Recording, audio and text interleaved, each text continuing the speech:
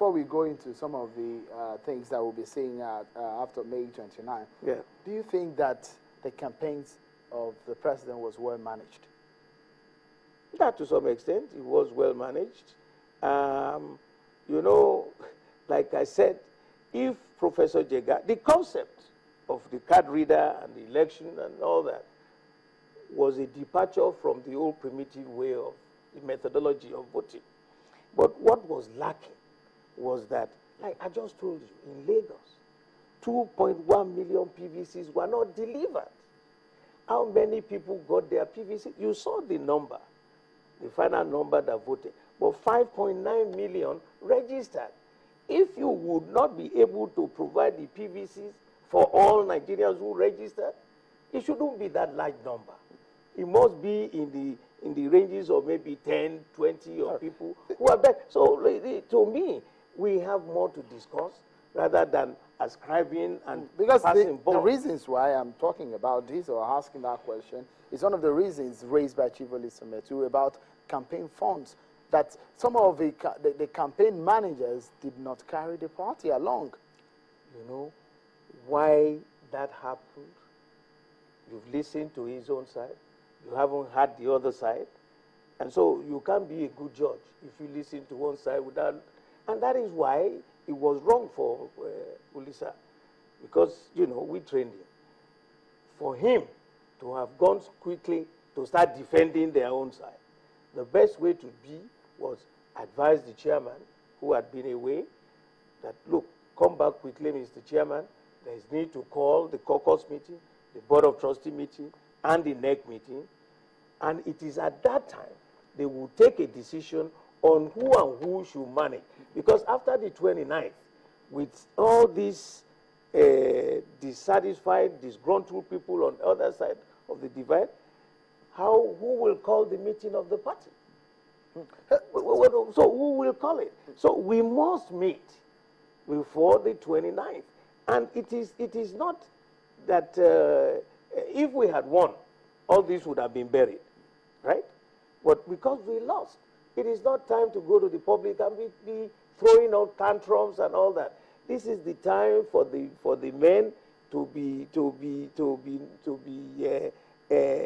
appreciated down from the boys. All right, because one of the issues again that he raises in the issue of the hate speeches that were thrown up during the campaigns. Do you support such things? And if you were totally in charge, would you have allowed any member of the campaign organization to do such a thing? You know, in politics, there is nothing people cannot do. If you had listened, like Mohammed, you remember there was a time somebody called the president that he was a drunkard. Was that complimentary? Was that complimentary? But in politics, even in British system, when you listen to them across the aisle, the kind of language, well, it is their language. They won't feel offended, you know, by such statements. But in our own setting, it is rude, it is uncomplimentary. But maybe if we have been speaking vernacular in our own setup, you wouldn't interpret it to mean rudeness. So some of the campaigns, the hate speeches that we saw was okay. Most of the things on either side, because they also took us on. Okay, they took us on. Let's quickly move to the issue of setting agenda for the incoming government. But let me ask you first, do you think that the composition of General Buhari's team, the people that we find around him, what do you make of them ahead of the May 29th handover? Do you think, because you are being in the corridor of power, you're close to the president, tell us, what do you make of the people around General Buhari and the challenge this nation currently has? Do you think that those people are capable enough in running the affairs of this nation? I will never subscribe to interpreting the behavioral patterns of those who they have won the election around him.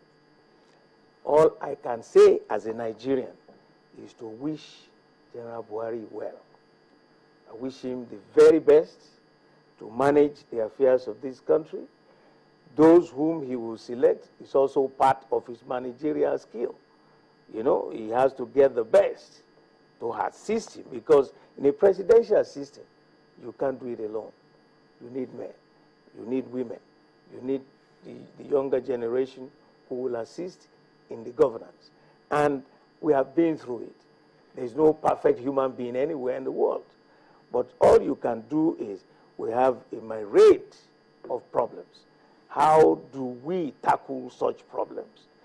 For us, as opposition party, we will give them very constructive, issue-based challenges and human-based challenges. That I can assure you. And who knows tomorrow? You can't read people's mind. The beauty of a presidential system is that he appoints the ministers and he can fire them. So if anybody is not weighty enough to be at the level he expects them to be, he has the option to fire them and replace them.